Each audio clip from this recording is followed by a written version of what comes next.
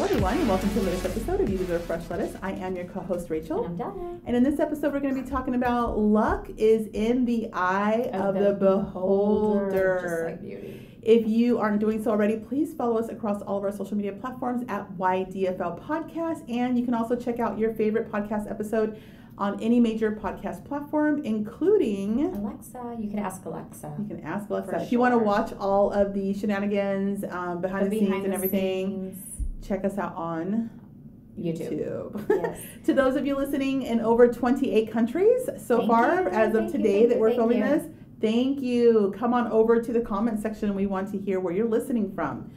Okay, luck being in the eye of the beholder. Mm-hmm. My goodness, we have both been in this position for different reasons. Yes.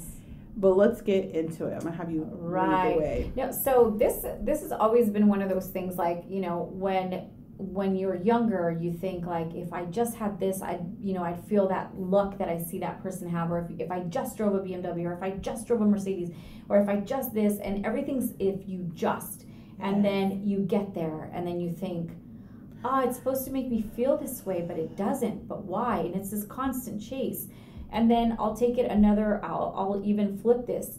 Then you'll have, a person that maybe lives in this massive house, maybe a mansion. Maybe they drive like the car that you've always wanted. Maybe they do all the things, they jet set, private, blah, blah, blah. And then later on you hear, oh my gosh, guess what? He used to beat her. Or, oh my God, he did this to her, or she did that to him. Kind of like even with the Johnny Depp thing, with Amber Heard. Like, I thought they had an amazing marriage, and I thought she was spoiled and she had other things. And luck is in the eye of the beholder, because you don't know what the person's going through, and so it would be silly for you to assume that person's lucky. It's better for you to say, thank God that they're living that they're experiencing that. But at the end of the day, you don't know what cross they're bearing at all. So in this episode, we were really mindful of the fact that, like, look, we just did an episode that you guys probably watched about comparison is a death of joy and all this kind of stuff. And in this episode, we're really coming from a perspective of being that person that people viewed as lucky. And so Delia has her actual true story about this that hopefully she'll share today. And like, I have my actual true story about this. And it isn't easy. I even had a niece of my cousin's daughter, so that would make her like my second cousin, but I'm like an aunt to her. And I remember she was a little girl, and Britney Spears came out with a song that says, isn't she lucky? And I remember she goes, I want to play a song for you. And she plays the song, and because that's how her little self saw me. Right. But she was so young, she didn't know. Even though my husband and I would take the kids and my nieces and nephews and everybody to Disneyland and this and that. We did so many things Friday nights, and like everybody in his family and everybody and like around us really saw us as like the ideal couple. Right. And they saw us as a couple that really had it figured out. Right. And so when my marriage came to an end, people were like, so what of two things? Either something super traumatic happened, or she's fake. Oh shoot. And more than likely they think that you're fake. And that's really there was two people actually that were like, she must have been fake the whole time. The entire time. 20 years of fakeness. Yeah. You totally can fake 20 years of fakeness. Yeah, I actually would get this quite a bit, believe it or not. Back in the day, granted, I never did fly private, but I was very, I guess, blessed in a way, right, that I did have most of the things that I really wanted, and I was surprised with them, surprised with fancy cars and fancy jewelry and trips and things, and like no one really understood that, yes, I was in Canada on this beautiful trip in the nicest hotel and all the things, but they didn't even know that like that night, like one of the nights, yes, I posted us at the bar and drinking and being at a restaurant, like that night I was dragged out of the freaking hotel room by my hair. And the next day we went snowboarding, and I had to pretend like nothing happened. And a lot of the time, this is a way that you protect, your family, your circle, the narrative, the marriage, you don't want people to say how stupid you are to stay there.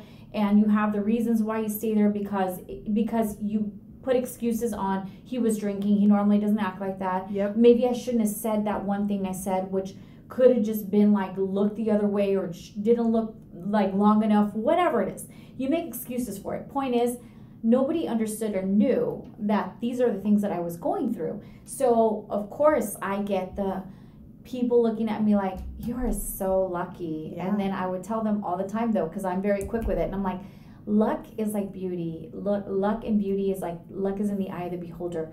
Everything that you think you see may not be what you're seeing. It could be an illusion. And so, and I know I've shared this before, by the way. And so what I'm trying to say is a lot of the time we think, like, for instance, I'll give like an example, like the Kardashians. I look at them and think, my God, there isn't anything that they can't touch, that they can't have. There isn't anything that they don't want, that they can't get. Yeah. But at what price? Right. At what price? And that's what it boils down to. My grandma Kuka, may she rest in peace, she was an amazing woman. She used to say, nothing comes for free. And she would always talk about nature's credit card because to her, everything had a price. Everything has a price. And I remember when I was just getting closer to Dahlia and we were becoming friends and she was starting a business and I was like, oh, you know, I'll come a couple times a week and help out or whatever. It was this narrative of like, she says, because I said, good for you, you know, because the Bentley or whatever. And she says, well, nothing comes for free. Like everything has its price. And I thought, oh, that's my grandma's words. And I know why. Like I could only imagine at that point, you know, I didn't have a full scope of the situation, but I picked up what she was putting down. Right. Like, and you know, and it's one of those things, like you obviously don't want to bash the person that you're with or bash the person that you're no longer with, right? But these are life experiences that you go through that give you the ability to talk to other people and let them know, like, be careful what you wish for too, and don't think everyone is lucky, and don't look at other people because of what they have to say, like, that's lucky, I'm not lucky, I don't have a person, or I don't have these fancy cars or these fancy watches and shoes and handbags and what have you. Like, if the person has them, you don't know what price they're paying for that, so you can't say that's luck. And even with the Kardashians, as I was saying, like, what do they have to give up? They have to give up so much of their soul, being slammed, not being able to just go to dinner and like have a quiet dinner unless they're doing it at their house. And then now you're also worried about, like, whoever you're inviting into your home, are they going to spill the beans of whatever you guys had, you know, whatever you guys talked over dinner? It's like, it's a whole thing. It's a situation. I think for this episode, talking to the women who are currently pretending like everything's great versus the people looking outside in at the people that look like they're great. Right. We're talking to those of you who are pretending that everything is great and having to hear people come to you say how lucky you are, how wonderful your husband is, how you telling him how amazing you are. And usually, Rachel, the guys that are so amazing, they're like Dr. Jekyll, Mr. Hyde. Yes. They are gonna come. Everybody loves they're them. Charismatic. They smile. Everybody thinks they're so funny and they're amazing and how you got so lucky. And usually you can kind of see when a woman, it's not that she's a hater because he's getting all this attention. It's usually like they kind of sigh and they're like, yeah, he is. Yeah, because they want to protect him. Yeah, if you're that woman who's doing the protecting, like we're talking to you, because listen, we want you to know we understand. We want you to know that you're not alone. And we want you to know that there comes a time that no matter how much you go out of your way to hold this whole thing together, it may still come crumbling down and you're going to be looked at as the fake person. You're going to be looked at as the one, well, if it was so bad, why didn't you say anything? If he was really, you're going to be looked at as if he was really beating on you and doing all that, like, then why did you guys go to Hawaii for your anniversary? You're going to be looked at. You are leaving a trail, okay, of things that are going to, at the end, reflect on you. And you have to be mentally and emotionally and spiritually prepared for that. There is truly no full way to prepare for that. And we're not here to judge you because we were you. And I think many women are in those shoes, your shoes. And at the end of the day, you just have to understand it is a difficult thing. It is a sad thing. And we know why you're doing it. Right. But we're here for this episode to speak to you to say, look, we get it, but also start having in your mind, should I be covering for him on this? Start to be having in your mind, do I need to cover for him? I'm not saying go to your family and talk bad about him because Lord knows, but there are certain things that you have to hear us say to you. It's the tower will crumble, like it will. And it takes two, by the way. So I think it's important to understand, are you the only one that's holding up the fort? Are you the only one trying to protect the marriage? Are you the only one that's trying to maintain this facade. And I say that because if you are over here trying to maintain the facade that you're the queen of the castle, but the king is letting all the clowns in, no one in that room sees you as the queen. No matter how much you're pretending to be the queen, no one, if he's not giving you're you, part of that circus. If he's not you giving are part you, of that circus. If he is not giving you your place, yes, in the world as the queen, you are just one of the clowns too. Yeah, and it's unfortunate. And the unfortunate part about it is that a lot of the time, you know, people do see it. People do know that you are part of his act. Yeah. And a lot of the time, because we are trying to hold it together as the head of, you know, the family. You know, women are the head of the family, even though I understand that the man is very important too. But I think it's important that, you know, we don't, like, I remember being so protective, like, you know, having black eyes and covering them and being like, oh no, it's my mascara ran. And people not understanding or not knowing. And I didn't want to say that that's what happened. Why? Because for me, it was important that I wasn't looked at as this idiot that's still there, because that's what happens. People think she's an idiot. She doesn't know better. And what else is she going to do? Like, she relies on him. She depends on him. And that's what people assume right away, like that you have no worth and without him, you're nothing. And it's not really like that. It's just because you really want to believe what he said. I'm going to change. This is the last time. I'm never doing this again. I don't want to lose my family. I mean, you name it, they will say that they're going to change. They're going to go to, you know, counseling. They're going to do all the things. And at that moment, you believe what they're saying. You want to believe that that is exactly what they're doing, because they're going to want to fight for your marriage. They want to fight for this too. And so everyone else on the outside is like, wow, you really have it together and you live this lavish life and you're doing all these things, without realizing, like, when you close the door to your front door to your house, like the BS you have to deal with the nonsense, with the not knowing if Dr. Jekyll, Mr. Hyde's coming out, and how you're going to react. And at the end of the day, it's kind of like what Rachel says. Make sure that, you know, you have a preparation of some sort if this is in fact what you're going through, right? So that means, like, you know, take a notepad if you think that he's being extremely abusive, but you know that you can't leave at this moment because maybe financially you're not ready. Whatever the case is, I think it's important, not because you're trying to be like a snake per se, but like it's important to remember, like, on this day, this unfortunate thing happened, because we forget.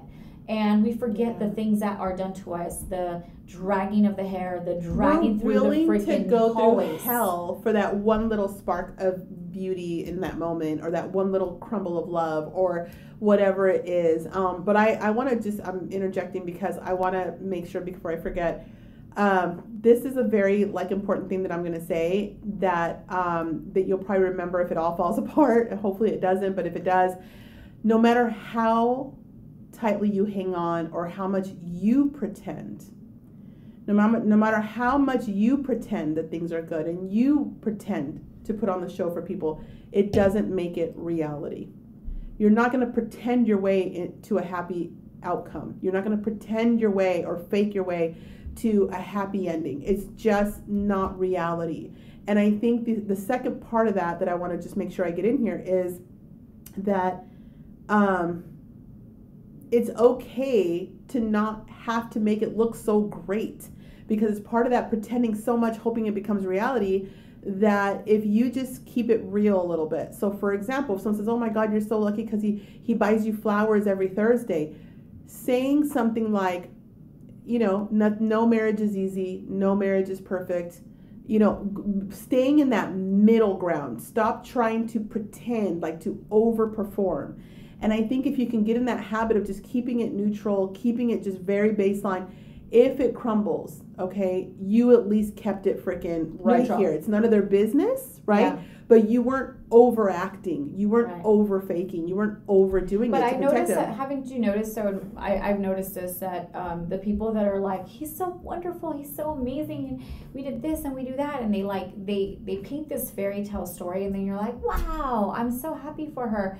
And then next thing you know, like, the truth comes out, and you're like, and I'm not judging you if this is the way that this is how how you protect what you have, and if this is how you go into protection, I understand.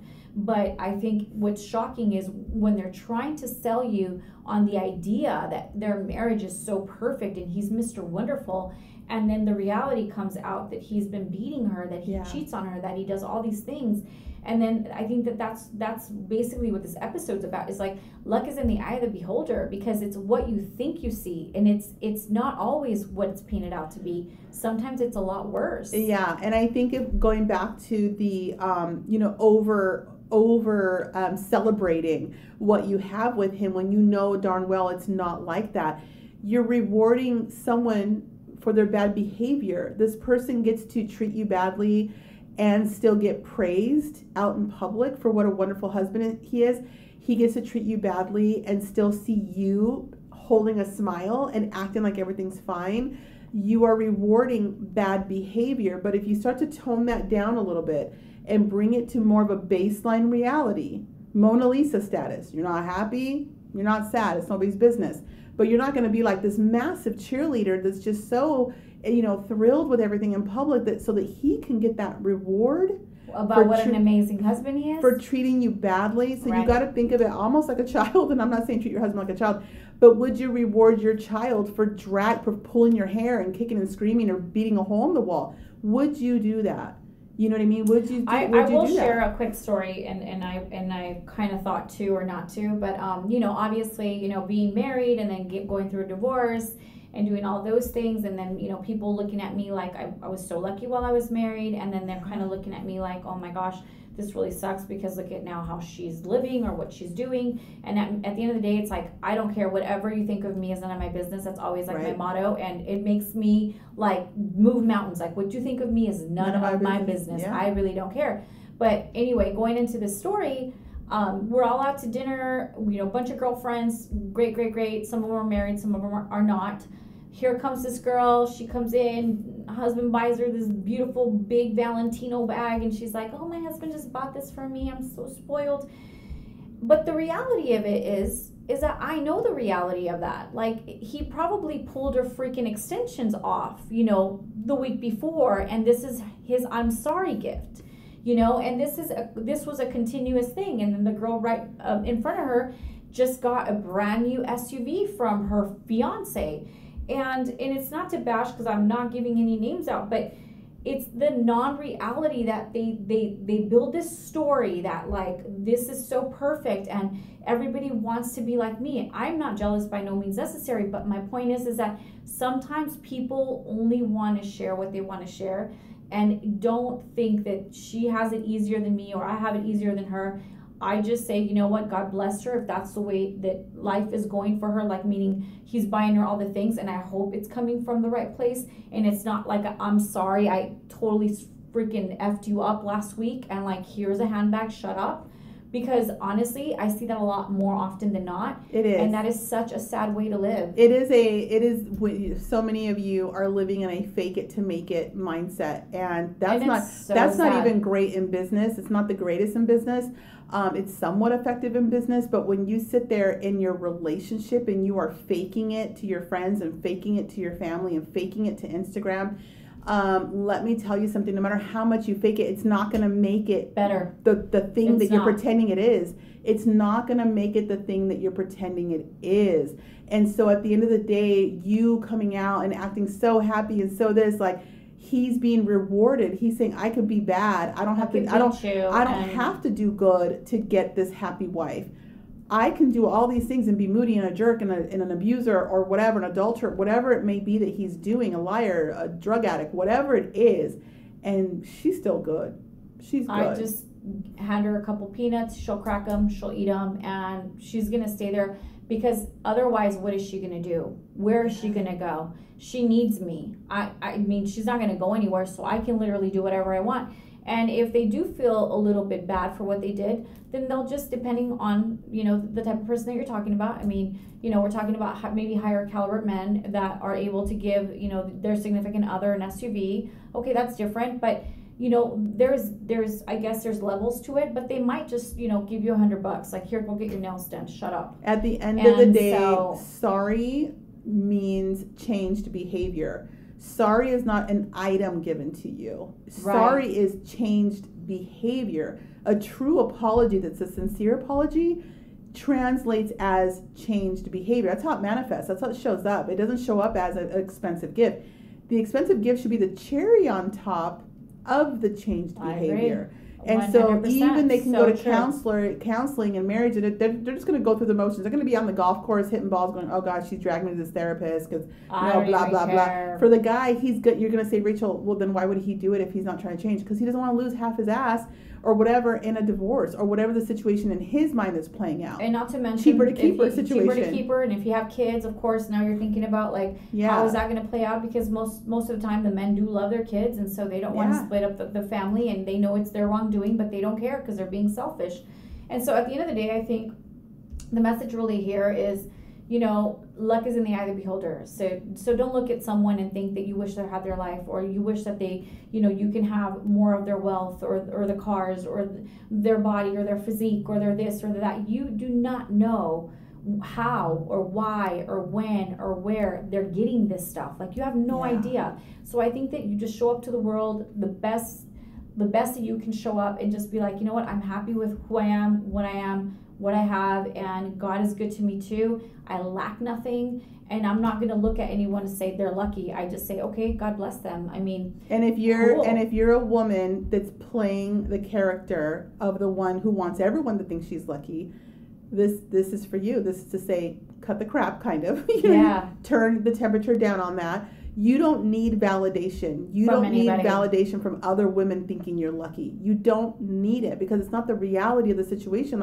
The more that they think you're lucky, they might start flirting with your man, or when it all crumbles, they might side with him. That's a whole thing that happens. And so at the end of the day, don't show up for those friends and family members so that they all think you're lucky. It doesn't have value. No, you could have 100 people around you thinking that you're so lucky, but it's not going to equate to what you need from your spouse. So true. It's not going to equate. It's not going to exchange the value of reality in the situation. So you need to work on leaning into your marriage, and saying, I'm not going to act happy in front of your family right now that's out there, because you just literally twisted my arm and hit my head against the wall. I'm not going to go out there and serve the turkey. Yeah. And if I will, I'm not going to be in a good mood. And you know what? It's okay if they see you and go, oh my God, look at her like something, why is she acting like that?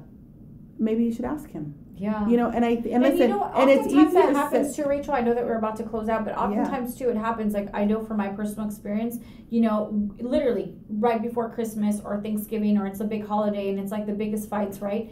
And it's you're arguing in the car, and it's you know what? Shut the F up. When we get in there, change your mood. And it's so hard for you to go from being so upset to just being Happy Thanksgiving, guys. And it's really one of those things where you're I'm being so fake because I just finished arguing with this guy, and now I have to pretend everything's all hunky-dory when it's not. So I wonder what it would be, how men would adjust if we stopped pretending.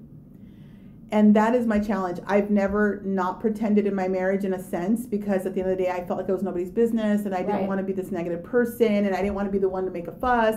There's all these things we tell ourselves. I don't want to make a scene. Because on the other hand, if you pretend, then everyone thinks that everything's good, so then they're going to say that you're fake.